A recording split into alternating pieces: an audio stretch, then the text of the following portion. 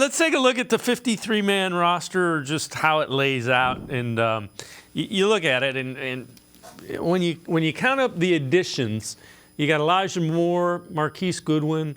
You go down and you still have Tomlinson, Hill, Hurst, assuming they both make it, Okunrankwo, Thornhill.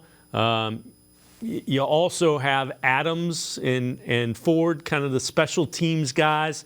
So or Bolden rather, when you add all those up, they've had 10 additions to what they thought was a pretty good roster. That's almost a 20% turnover. It's a 53-man roster.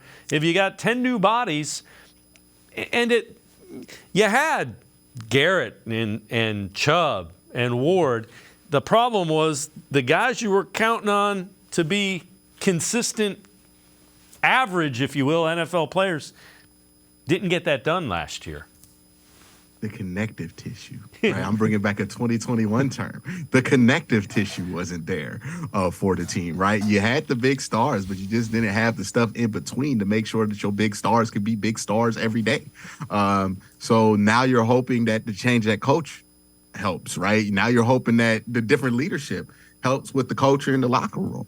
Now you're hoping that, just getting guys in there. I think one of the most underrated moves is Dalvin Tomlinson. And that's such an underrated move because we've been throwing all of these young defensive tackles out there with no vet to really help them out, right? Like, you talk to any of these NFL players and you listen to any of their podcasts, they talk about when they got into a rookie year and if they had any decent type of career, they had a vet in that position room that really helped them out and taught them how to be a professional.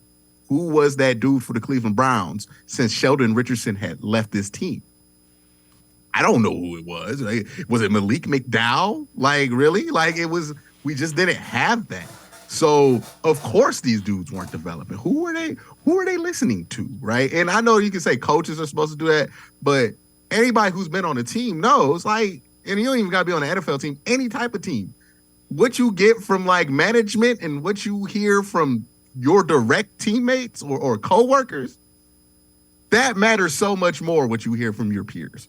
And that's been lacking in the defensive tackle room. And I think you're just going to get better play because you have leadership in that interior defensive line, something that you just did not have for most of Joe Woods' time here in Cleveland.